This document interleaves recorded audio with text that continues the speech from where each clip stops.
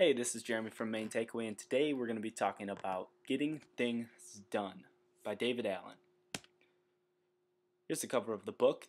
It talks about the art of stress-free productivity. The two main objectives I want you to get from this video are to 1. Capture all things into logical and trusted system, and 2. Make decisions about all your inputs you let into your life because you always have planned for the next actions to take. David Allen does this in a very specific sense and in a way that you'll be able to implement right after you listen to this video. The value of time. Everyone feels they have too much to handle and not enough time to get it all done. To be successful, relaxed, and in control during these turbulent times demands new thinking and working, new methods, new technologies, and new work habits. You can compare yourself to Tony Robbins, you can compare yourself to Barack Obama, you can compare yourself to anyone on this earth. What you have, the time we have, the 24 hours in our day is limited, and valuing your time is a big theme within this book.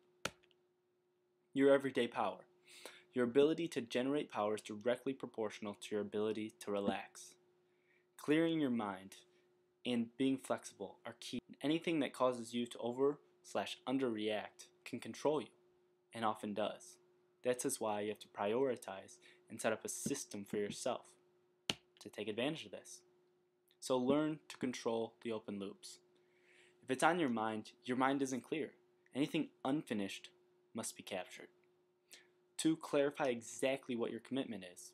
And 3. Keep reminders of actions organized in a system you review regularly. And we're going to go through all 3 of these points throughout the rest of the video.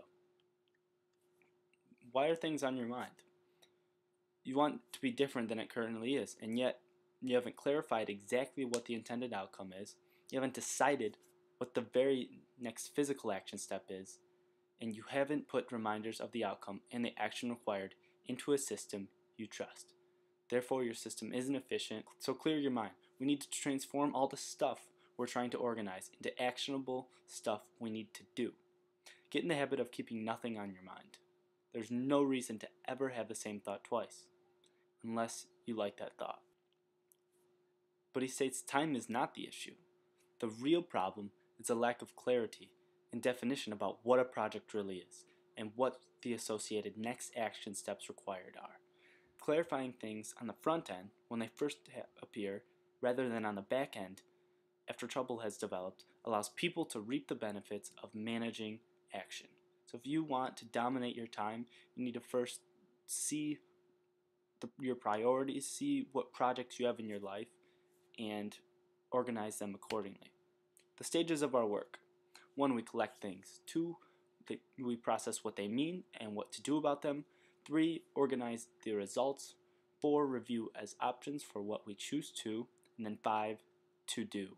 On the slide is an example of, if you're not watching, you're just listening, tune to the slide. It shows how he organizes his priorities and gives you a guideline of how you can organize your projects. So is it actionable? Yes. Then what's the next action? Will it take less than 2 minutes? If yes, do it now. If no, am I the right person to do this? If yes, defer it. Keep track of in your calendar or next actions. Or no, delegate it. Keep track in waiting, which we'll discuss now. Your inbox or tracking folders, your calendar, every action that has to happen at a specific time or date. Your next actions list, those that need to be done ASAP. Subdivide into categories like business hours / with assistant. And 3, waiting for. All you're waiting for others to do. So calendar is all the things you know you have to do, but they will be due. They take longer than 2 minutes. Your next action list is the little parts that build up to your calendar dates, what you need to do now, whether it's if you're at home, at work, with your assistant, with a coworker, etc. And then waiting for is the folder that you delegate out to, you outsource to. And he discusses a weekly and a big review for yourself. Weekly, gather and process all your stuff. Review your system, update your lists, and get clean, clear, current, and complete.